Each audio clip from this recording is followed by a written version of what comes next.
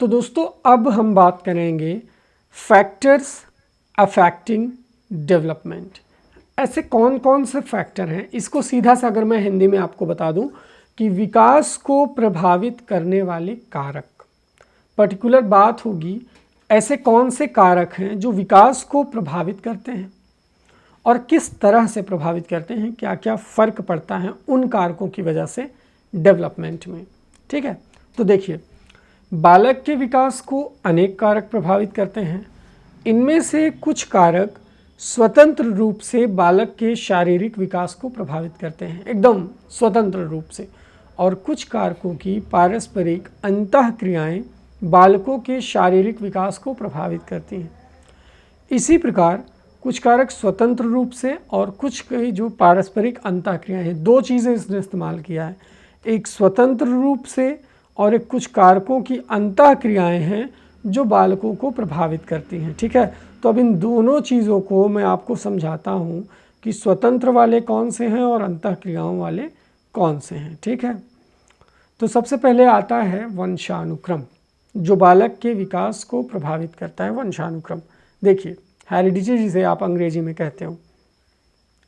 डिंकमेयर, DC डिंकमेयर 1965, इन्होंने कहा है कि वंशानुगत कारक वे जन्मजात विशेषताएं हैं जो बालक में जन्म के समय से ही पाई जाती हैं। इतना तो आप सबको पता है कि वंशानुक्रम जो है ये जन्मजात विशेषताएं और हमारे अंदर जन्म से ही पाई जाती हैं। प्राणी के विकास में वंशानुगत शक्तियां प्रधान तत्व होने के कारण प्राणी के मौलिक स्वभाव और उनके जीवन चक्र की गति को नियंत्रित करती हैं। अब इसको ज़रा सा समझना है आपको। प्राणी के विकास में, यानी जो बच्चा है या जिसके विकास का आप अध्ययन कर रहे हो, उसके विकास में उसकी वंशानुगत शक्तियाँ प्रधान तत्व होती हैं। ठीक है, यानी बालक जिस वंश का है, जिस कुल में उसने जन्म लिया है, उस कुल की जो वंशानुगत शक्तियाँ हैं वो क्या है, वो प्रधान तत्व के रूप में बालक के अंदर कार्य करती हैं। ठीक है, और इसी के कारण प्राणी के मौलिक स्वभाव और उनके जीवन की गति को नियंत्रित करती है। ठीक है, वंशानुक्रम नियंत्रित करता है। इन वंशानुक्रम तत्वों को प्राणी की संरचना और क्रियात्मकता से संबंधित संपत्ति और ऋण समझना चाहिए, क्योंकि इन्हीं तत्वों से प्राणी अपने विकास की जन्मजात तथा अर्जित क्षमताओं का उपयोग कर पाता है। आप खुद देखोगे कि आपके अंदर आपके कुल के गुणों का किस प्रकार प्रभाव पड़ता है आपके विकास पर। हम लोग अपने कुल, अपने जो पूर्वज रहते हैं, उन्हीं की शक्तियों के आधार पर विकसित होते हैं, है ना। तो वंशानुक्रम है। इसके बाद आप देखेंगे, चलिए मैं बताता हूँ कि क्या क्या चेंजेस आते हैं। जैसे मैं एक डिटेल एक्सप्लेन करता हूँ आपको। देखिए, वातावरण, ये थोड़ा सा कट गया है एनवायरनमेंट की पहली लाइन जो है। तो वातावरण में आंतरिक और बाह्य शक्तियाँ, प्रभाव, परिस्थितियाँ सम्मिलित हैं। कहाँ? जहाँ पर हम निवास करते हैं, जहाँ पर हम रहते हैं, हमारी सोसाइटी, परिवार, विद्यालय, तीन चीज़ें आती हैं वातावरण में। ठीक है, ये हमारे व्यवहार और हमारी शारीरिक और मानसिक विकास को प्रभावित करता है वातावरण। अब भौतिक वातावरण और मनोवैज्ञानिक वातावरण, ये दोनों हमारे शारीरिक और मानसिक विकास को प्रभावित करते हैं। ठीक है, हमारा फिजिकल एनवायरनमेंट मतलब हमारा घर, हमारा मोहल्ला, हमारे विद्यालय का भवन, ये है क्या है, हमारे आसपास का ये फिजिकल एनवायरनमेंट है। और मनोवैज्ञानिक एनवायरनमेंट क्या है, हम किस सोसाइटी में रहते हैं, वो सोसाइटी का कल्चर कैसा है, हमारी संस्कृति कैसी है, हम किस तरह के माहौल में पल बढ़ रहे हैं, हमारे मित्र कैसे हैं, हमारे अध्यापक का नेचर कैसा है, हमारे माता पिता का नेचर कैसा है। ये क्या है, ये हमारे बीच का, हमारे आसपास का मनोवैज्ञानिक वातावरण है। हमारे आसपास किस तरह के लोग हैं, किस तरह की बातें करते हैं, है ना। अब देखिए, अन्य क्षेत्रों के वातावरण की अपेक्षा बालक के घर का वातावरण उसके विकास को सर्वाधिक महत्वपूर्ण ढंग से प्रभावित करता है। क्या? बालक के घर का वातावरण, ठीक है, यहाँ पर बालक के घर के वातावरण की बड़ी फ्रैंकली बात की गई है। भाई हमारे घर का माहौल जैसा रहता है, अगर प्यारा माहौल है, विकसित माहौल है, सारे लोग सुलझे हुए हैं, तो ऐसे बच्चों का विकास तेज़ी से होता है। लेकिन अगर माहौल घर का अविकसित है, झगड़ालू है, तनाव है, तो बच्चा क्या है, चिड़चिड़ापन आ जाता है बच्चे में, बच्चा उस हिसाब से विकसित नहीं हो पाता है या गरीबी के कारण कुपोषण का शिकार हो जाता है। तो ये चीज़ें बच्चे में आपको देखने को मिलेंगी, ठीक है। अब वंशानुक्रम और वातावरण के बाद तीसरा जो फैक्टर है जो विकास को प्रभावित करता है वो ये है भोजन। हम किस प्रकार का भोजन करते हैं, ठीक है।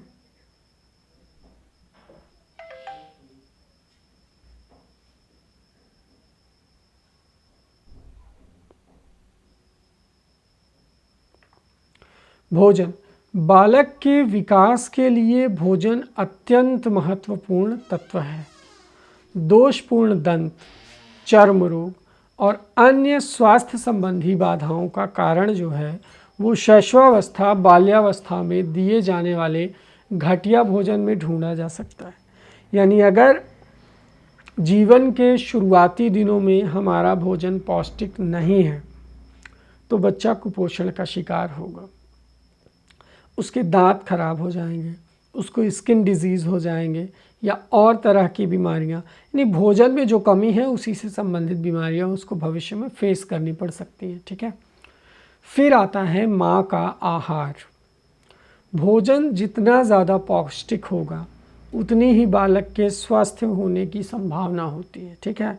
अब इसमें जब गर्भ में रहता है शिशु और माँ को इसीलिए अच्छा खाना खिलाया जाता है, पौष्टिक खाना खिलाया जाता है कि बालक मजबूत रहे, ठीक है। चलिए चौथा फैक्टर मैं बताता हूँ जो बालक के विकास को प्रभावित करता है और ये भी बहुत ज़रूरी, बहुत इम्पॉर्टेंट है, रोग, डिजीज़ेस। शारीरिक बीमारियां भी बालक के शारीरिक और मानसिक विकास को महत्वपूर्ण ढंग से प्रभावित करती हैं। बाल्यावस्था में यदि कोई बालक अधिक दिनों तक बीमार रहता है तो उसका शारीरिक और मानसिक विकास अवरुद्ध हो जाता है।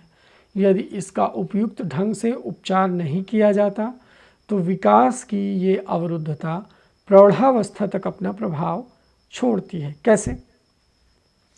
बीमारियां जो हैं ये ना सिर्फ हमारे शारीरिक विकास को प्रभावित करती हैं बल्कि हमारे मानसिक विकास को भी प्रभावित करती हैं। तो जो रोग होते हैं ये हमारे विकास को प्रभावित करने का एक अहम कारक होते हैं, ठीक है। तो इनसे भी बचना और इनका इलाज बहुत ज़रूरी होता है समय पर, ठीक है। चलिए अब रोग के बाद जो आता है वो आता है ग्रंथियों की क्रियाएं। हमारे अंदर तमाम प्रकार की ग्रंथियां पाई जाती हैं, है ना। फंक्शनिंग ऑफ ग्लैंड्स, आंतरिक रस स्रावन ग्रंथियां बच्चे के शारीरिक और मानसिक विकास पर बहुत प्रभाव डालती हैं, जैसे थाइमस ग्रंथि अथवा पाइनियल ग्रंथि।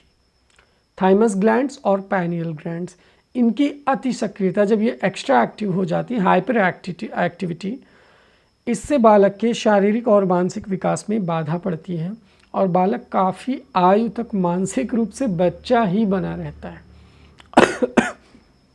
आप अपने आस पड़ोस में ऐसे बच्चों को ज़रूर ऑब्ज़र्व किए होंगे जो मतलब उम्र उनकी 15-20 के आसपास रहेगी बट वो स्वभाव से बच्चे ही रहते हैं। तो उनके अंदर क्या होता है, थाइमस ग्लैंड्स और पाइनियल ग्लैंड्स की हाइपर एक्टिविटी पाई जाती है, जिसके कारण उम्र तो बढ़ जाती है बट साइकोलॉजिकल रूप से वे क्या है, बच्चे ही रहते हैं, ठीक है।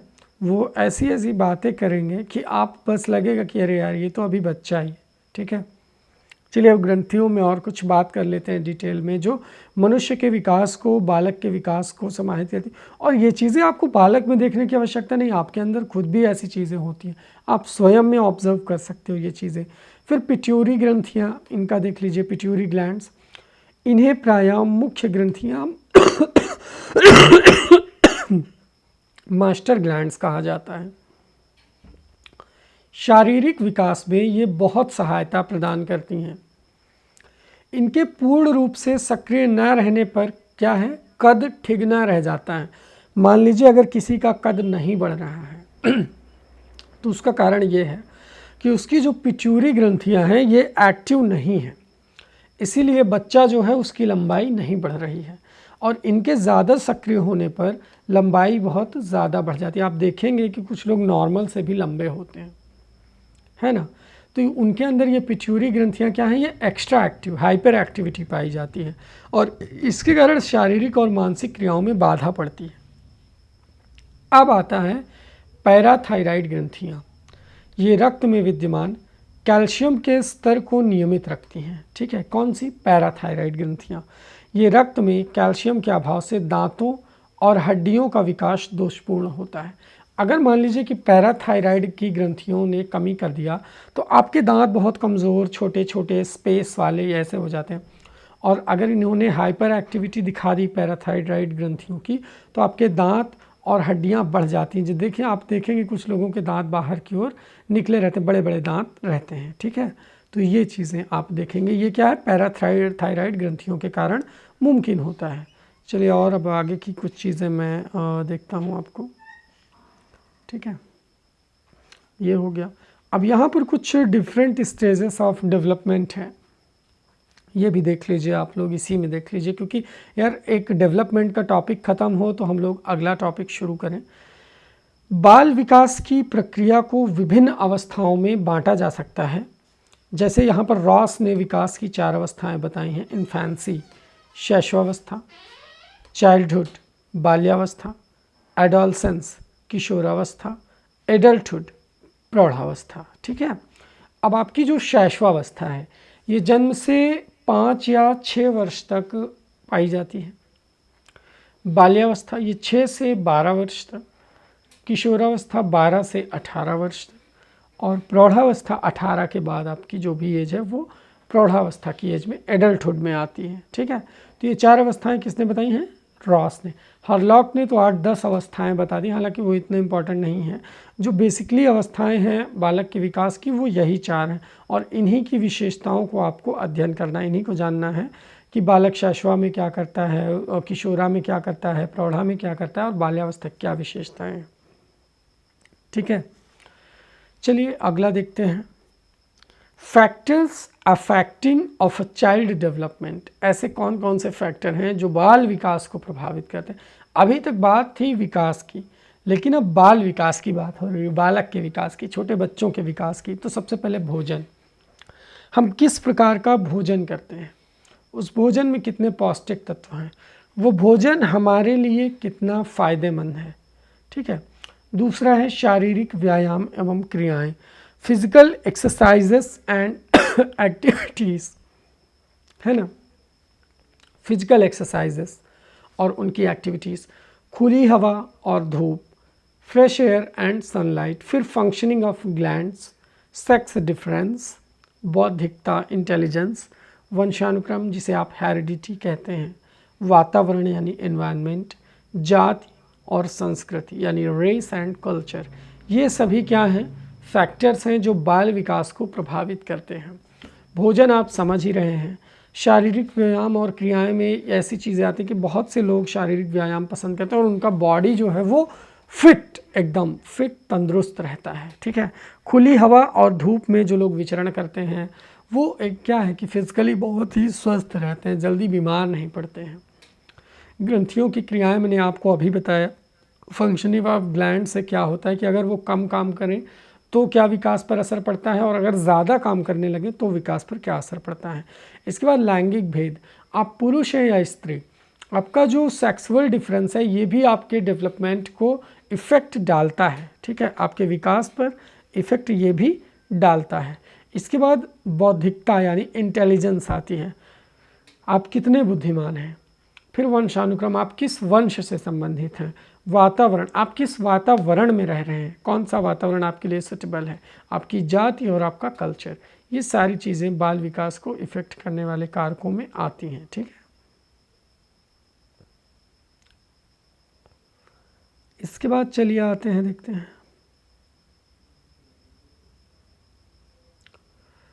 Major characteristics of infancy in sequence.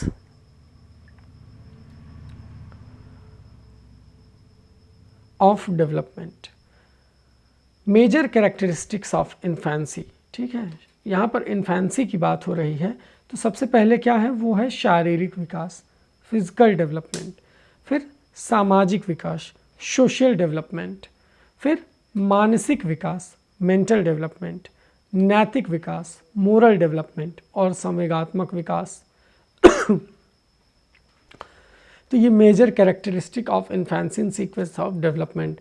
सबसे पहले बालक का शारीरिक विकास होता है, फिर बालक का सामाजिक विकास होता है, फिर मानसिक विकास होता है, नैतिक विकास होता है, संवेगात्मक विकास। संवेगात्मक यानी संवेग लास्ट में आते हैं। ठीक है, फिर सीखने की गति होती है और बहुत सारी चीज़ें हैं जो क्या है इस सीक्वेंस में आती हैं। सबसे ज़्यादा जो भूमिका निभाता है वो आपका मानसिक विकास है, क्योंकि आपका दिमाग आपको किस ओर जाना है ये डिसाइड करता है, आपका इंटरेस्ट, आपकी रुचि, आपकी अभिप्रेरणा।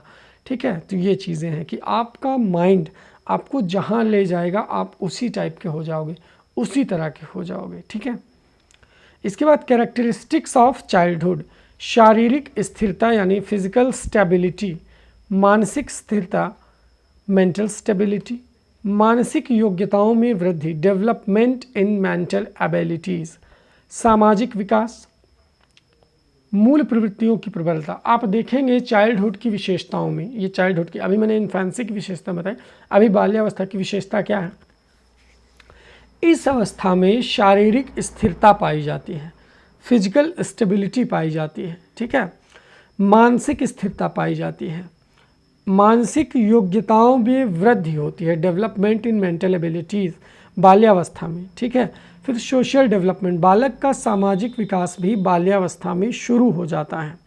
मूल प्रवृत्तियों की प्रबलता भी आप देखेंगे, एक्सिस इन बेसिक इंस्टिंक्ट्स, संवेगात्मक विकास, रचनात्मक शक्ति का विकास, डेवलपमेंट ऑफ क्रिएटिव एबिलिटी, नैतिक विकास और इंटरेस्ट में परिवर्तन। ये क्या हैं, ये बाल्यावस्था की विशेषताएं हैं, चाइल्डहुड की विशेषताएं हैं। ठीक है, इसीलिए मैंने इस टॉपिक को बड़ा क्लियरली यार और अलग अलग स्लाइड में आपको समझाने की कोशिश की कि आपसे कोई भी चीज़ जो है वो छूटे ना। अब चलिए किशोरावस्था की मैं आपको विशेषताएं बता दूं तो आपकी तीनों अवस्थाएं क्लियर हो जाएंगी, इन्फेंसी, चाइल्डहुड एंड एडोलसेंस। तो एडोलसेंस की देख लेते हैं। शारीरिक विकास, फिजिकल डेवलपमेंट, मानसिक विकास, घनिष्ठ एवं व्यक्तिगत भिन्नता, फास्ट फ्रेंडशिप, व्यवहार में भिन्नता, स्थिरता एवं समायोजन का अभाव, स्वतंत्रता व विद्रोह की भावना, काम शक्ति की परिपक्वता, समूह को महत्व, रुचियों में परिवर्तन और समाज सेवा की भावना। ये सभी क्या है, एडोलसेंस की कैरेक्टरिस्टिक्स हैं। ठीक है, मुख्य प्रभाव क्या पड़ता है किशोरावस्था में हमारे शरीर पर, शारीरिक विकास होता है, मानसिक विकास होता है। ठीक है, किशोरावस्था में भी।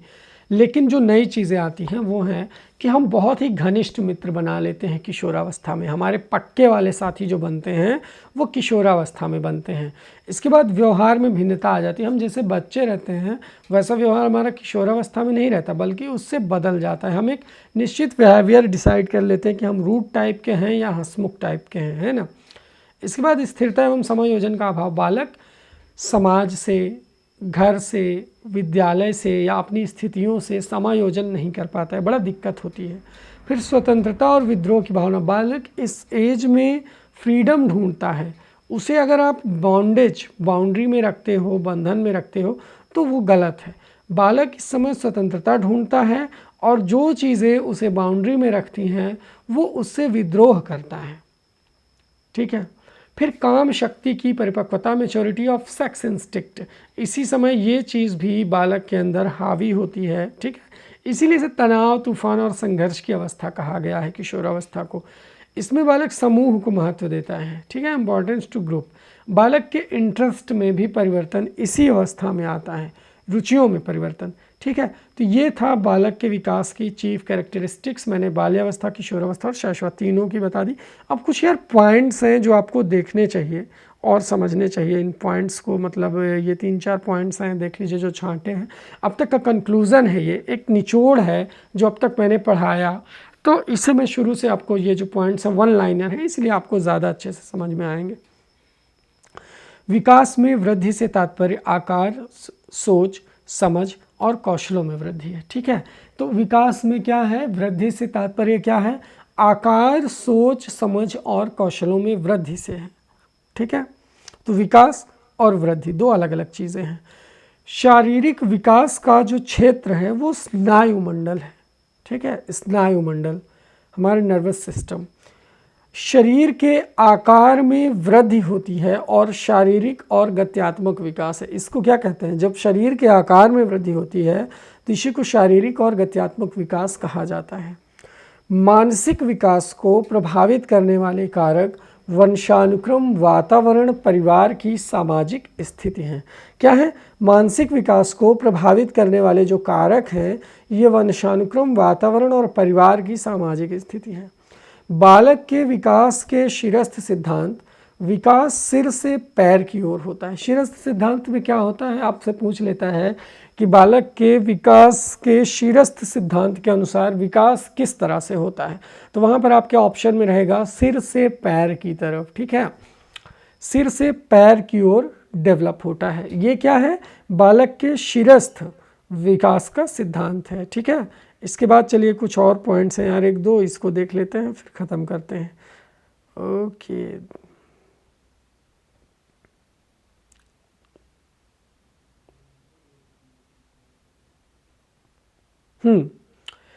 मानव विकास वंशानुक्रम एवं वातावरण, यहाँ पर ये लाइन थोड़ा सा अधूरी है, आप इसे मैं पूरा कर दे रहा हूँ। मानव विकास जो है वो वंशानुक्रम और वातावरण का अंतर क्रिया का परिणाम है। ठीक है, वंशानुक्रम और वातावरण की जो अंतः क्रिया है इसका रिजल्ट है आपका डेवलपमेंट। फिर मानव विकास को मनोवैज्ञानिक, संज्ञानात्मक, संवेगात्मक और शारीरिक क्षेत्रों में विभाजित किया जा सकता है। बाल विकास की परिभाषा का अध्ययन क्षेत्र किसी बच्चे के संज्ञानात्मक, सामाजिक तथा दूसरे सामर्थ्यों के क्रमिक विकास के लिए उत्तरदायी होगा। फिर विकास प्रारंभ होता है प्रसव पूर्व। आपसे ये भी क्वेश्चन पूछता है कि विकास कब से शुरू होता है, तो ये प्रसव पूर्व अवस्था या गर्भावस्था से शुरू हो जाता है विकास।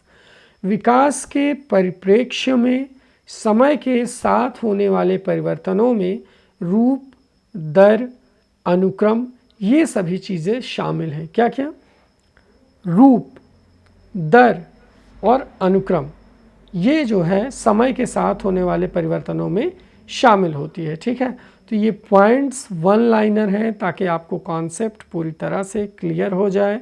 और इसके बाद दो और पेज बचे हैं जो मैंने आपको पॉइंट्स बताने हैं, फिर आपका जो डेवलपमेंट का कॉन्सेप्ट है वो कंप्लीट हो जाएगा। आपको फिर कुछ अलग से पढ़ने की आवश्यकता नहीं रहेगी। मानव विकास मात्रात्मक व गुणात्मक है।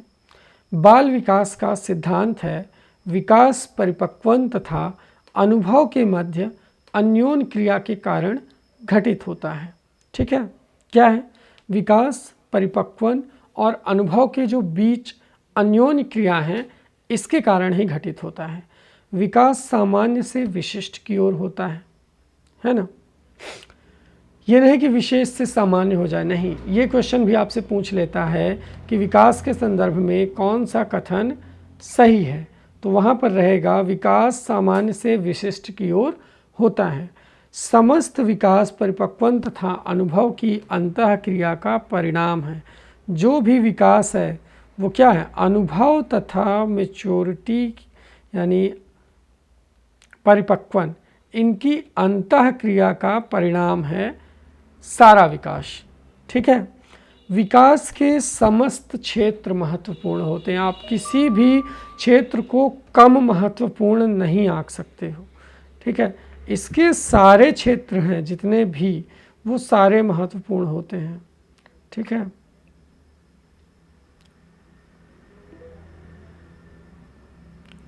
इसके बाद आप देखेंगे विकास जीवन पर्यंत होता है, लाइफ टाइम होता है विकास। ठीक है, वो लाइफ चलता है विकास आपका मरते दम तक। ठीक है, जीवन पर्यंत चलने वाली प्रक्रिया, ये तो पहले ही लाइन में कह दिया जाता है कि विकास सतत, निरंतर, लगातार जीवन पर्यंत चलने वाली प्रक्रिया है। ठीक है, अब आता है आपका विकास की जो गति है वो एड़ी से चोटी नमूने का अनुगमन करती है। भाषा विकास के लिए प्रारंभिक बचपन जो होता है वो अति संवेदनशील होता है। लैंग्वेज डेवलपमेंट के लिए जो प्रारंभिक बचपन है वो सबसे ज़्यादा सेंसिटिव होता है, ठीक है, संवेदनशील होता है।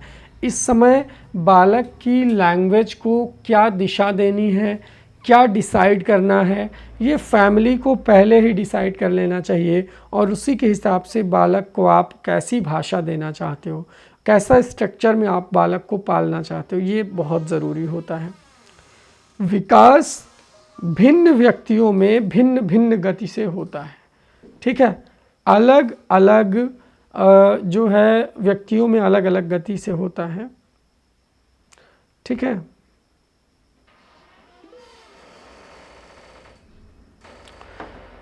फिर मध्य बचपन की अवधि है 6 वर्ष से 11 वर्ष तक। ये क्या है? ये मध्य बचपन की अवधि है। मनोलैंगिक विकास, इसमें सुप्तावस्था का जो वर्ष अंतराल है ये 6 से यौवन तक संबंधित है, ठीक है। 6 साल से यौवन काल तक ये मनोलैंगिक विकास में जो सुप्तावस्था का वर्ष अंतराल है ये 6 से यौवन तक संबंधित है। इसके बाद विकास के मनोसामाजिक सिद्धांत के जो प्रतिपादक हैं वो एरिक्सन माने गए हैं और खिलौनों की आयु जो है वो कहा गया है पूर्व बाल्यावस्था को। एक क्वेश्चन आपके एग्ज़ाम में ये बनता है कि खिलौनों की आयु किसे कहा जाता है, तो क्या है, पूर्व बाल्यावस्था को खिलौनों की आयु कहा जाता है। तो यार इसी के साथ आपका डेवलपमेंट का जो टॉपिक है वो पूरी तरह से समाप्त होता है, ठीक है।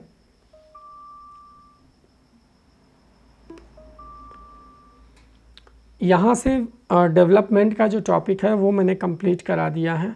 अब आपको डेवलपमेंट में कुछ भी पढ़ने की ज़रूरत नहीं है। अगर ज़रूरत पड़ी तो इसके जो ऑब्जेक्टिव क्वेश्चन हैं डेवलपमेंट के वो मैं आपको करवा दूंगा। और अब तक विकास से कैसे क्वेश्चन पूछे गए हैं, क्योंकि क्वेश्चन आंसर फॉर्म में जब हम चीज़ों को समझते हैं तो फिर चीज़ें ज़्यादा क्लियर हो जाती हैं, ठीक है।